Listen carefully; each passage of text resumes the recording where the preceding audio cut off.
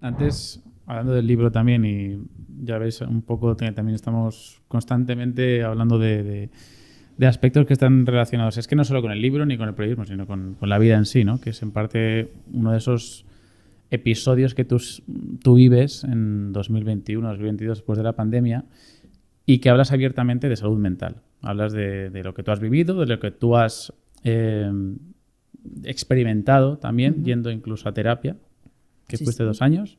Sigo. Sigues yendo a terapia. O sea, es que en ese momento, no sé si habías dado por concluida, pero bueno, sigues yendo a terapia. En ese momento sumo a la una terapia psicológica y psiquiátrica. Y me gusta mucho la naturalidad y la sencillez con la que hablas de ello. O sea, de la que hablas de ello, de la que hablas con entereza, evidentemente, y sobre todo te fijas en la prevención, en lo importante que es prevenir. ¿De dónde viene todo? Evidentemente el aspecto personal pues tampoco hace falta ahondar tanto en ello, pero sobre todo de tomar esa decisión, de tomar esa determinación y por qué te conciencias tanto con el paso de los años también. Bueno, creo que todo empieza porque, bueno, pues soy una persona intensa, que piensa mucho, a veces sobrepiensa, muy autoexigente. En algunos momentos de mi vida he sido tremendamente autoexigente y eso pues te acaba generando también pues mucha ansiedad, muchas emociones que se te empiezan a descontrolar. También, bueno, pues un episodio personal que también, bueno, fue un poco no la gota que colmó el vaso, para mí fue el gran estallido.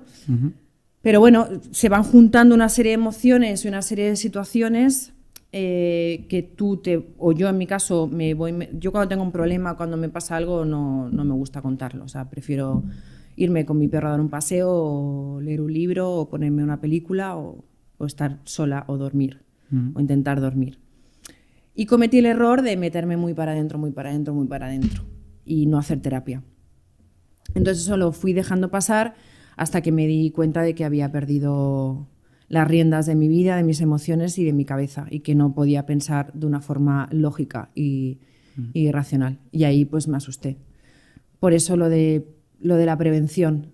Ojalá hubiese pedido ayuda antes y ojalá lo hubiese hablado antes y no hubiese llegado a ese punto en el que yo ya a ver, no es de un día para el otro, ni mucho menos, ¿no? Pero sí llegó una mañana que vi que mi cabeza no estaba bien.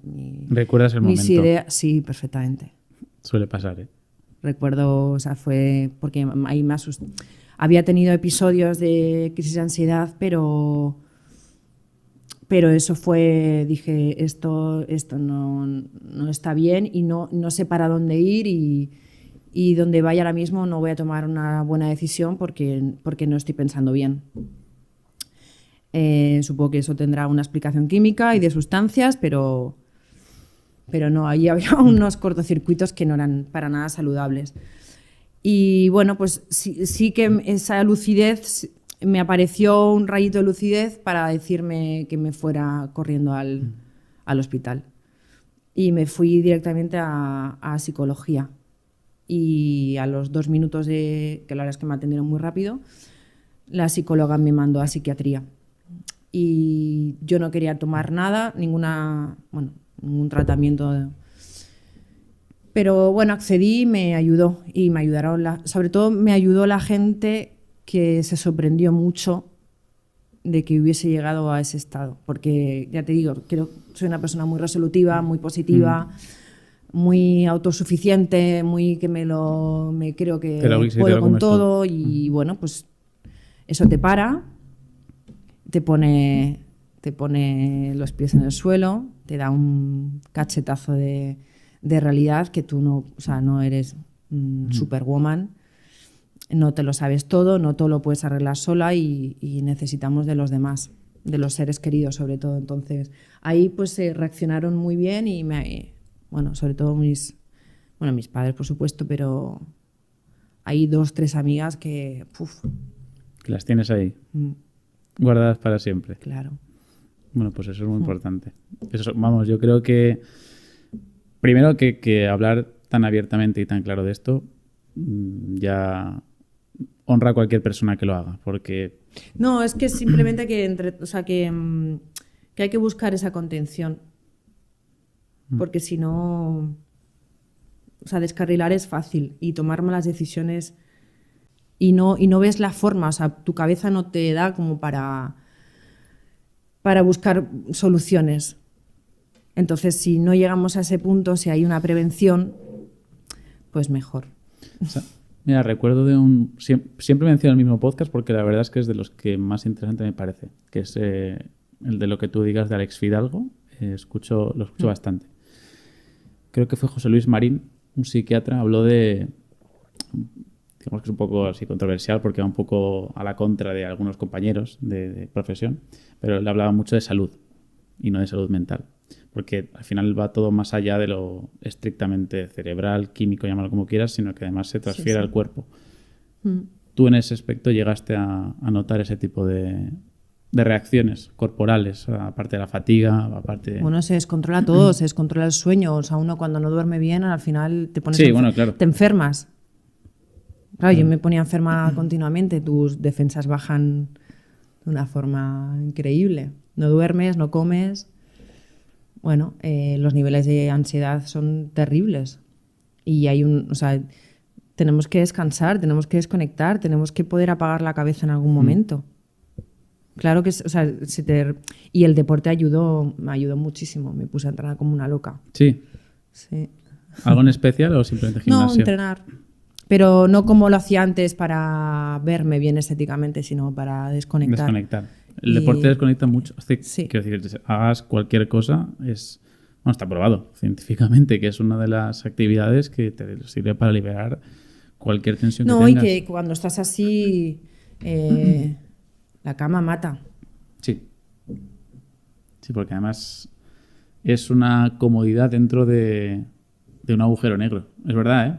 Es una sensación así un poco muy... Y va como parece, la cama parece de repente que es como un pozo así y va teniendo cada vez más profundidad y salir luego cuesta más.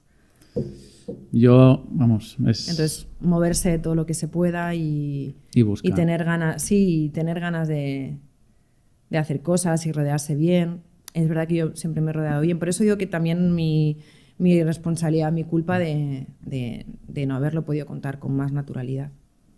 Bueno, mira, al final... Porque lo que hablábamos también, los prejuicios, ¿no? La gente que en ese momento, además, a mí profesionalmente me iba muy bien. Y la gente se cree también que como te va tan bien... Para nada. Y que sales en la tele, en la radio, eres conocida. Bueno, esta debe estar ganando un montón de pasta, debe tener un montón de novios y pretendientes y una vida social increíble, los viajes que se hace. Bueno, mira, Rodri Faez dijo precisamente, dice, yo me fui a cubrir un partido de Champions con 0 euros en mi cuenta del Real Madrid. 0 euros. Llegas a casa y te encuentras un agujero del que no sabes cómo salir por cuestiones económicas que igual no tienen que ver contigo, igual es algo familiar o lo que sea, una situación, pero... La cuestión económica es importante y en ese momento también, en realidad yo estaba pasando por un momento con un fraude por medio, una deuda acojonante que se iba haciendo porque tampoco la quiso contar y se hizo una bola que heavy. Sí, pues sí. Espero que hayan pasado los años y que poquito a poco... Sí, bueno, es eso, es... Bueno, la vida son pedir altibajos, ayuda. También te digo. Sí, pero que eso, que la gente se cree que te va genial y nada que ver. O sea, hay una soledad y la soledad a mí me encanta. Hace muchos años que no vivo con mi familia, no vivo cerca de mi familia. Yo no tengo eso del fin de semana que llegue y me voy a comer a casa de mis padres o me pongo mala y alguien me cuida. O sea, no... llevo muchísimos años sin pareja, no tengo ese arraigo, esa calidez, ¿no? de hogar o de familia. No, yo siento que estoy muy sola, en mi día a día estoy muy sola. Uh-huh. Aunque desde que tengo a mi perro nunca he vuelto a estar sola ni he vuelto a tener intimidad. ¿Qué raza era? Un perro de aguas. Es verdad. Que apareció es verdad que lo he visto en alguna... Sí. Es verdad, que apareció en ese momento. Fíjate. De casualidad. Apareció en el bar de abajo de mi casa, que lo estaban buscando para regalar, porque bueno, pues no lo podían cuidar. Y yo me ofrecí a cuidarlo de vez en cuando, sobre todo para salir a caminar, salir a pasear, salir de casa. ¿Y Para mí salir de casa era terrible. Pero como me estaba esperando él y era un cachorro y además cada 3 horas tenía que hacer pipí, pues empecé a ir a buscarlo y a sacarlo y a pasearlo y me iba horas y horas con él. Entonces ya como que tenía eso que yo le iba a cuidar a él. Entonces, como le cuidaba, tenía esa ocupación, pues esos ratos me quitaba de mi cabeza cosas muy feas. Y bueno, o sea, yo me pensaba que lo estaba cuidando a él, pero vamos, él me estaba cuidando a mí. Cuidando a ti. Sí. ¿Cómo se llama? Epi. Epi. Sí. Pues, mira, o sea, que lo llevas incluso Sí, sí. inscrito hasta en el corazón. Vamos. Sí, no, porque para mí es que es el que te cambió... es un antes y un después. O sea, él me acompañó en todo eso que fue muy fuerte. Sí, por ejemplo, yo no podía dormir por pesadillas. No, llevaba meses sin dormir con la luz apagada, por ejemplo, o con unos sobresaltos tremendos. Y cuando empecé a dormir con él se me fueron las pesadillas. Porque antes de levantarme con gritos o con esas... Porque no es insomnio, o sea, son pesadillas muy heavies. Sí. Antes de eso hay como un previo, ¿no? Que él lo está sintiendo, yo no, pero él sí. Entonces, antes de llegar a ese punto, él me despertaba. Hostia. Eso... Entonces yo me tranquilizaba porque yo decía, me puedo dormir tranquila porque sé que no voy a llegar a este punto porque él me va a despertar. Hasta que un día no tienes ni pesadilla. Qué fuerte. Sí. Fue así. Bueno, sí que ha habido vídeos incluso de perros que creo que conviven con personas que tienen alguna patología, algún tipo de... Presienten cuando le da un ataque epiléptico, Sí, alguna cosa exacto, así. cuando Sí. tienen una... Ellos presienten todo, cuando estás nerviosa, cuando estás triste. Qué curioso, ¿eh? Sí, yo cuando estoy estresada, incluso cuando él cuando va muy estresado por la calle, es que yo estoy muy estresada. Le estoy tirando, le estoy riñendo, no me tires, y por aquí, y por allá. Y vamos los dos hechos un... Y yo soy muy tranquila, muy, muy, muy tranquila.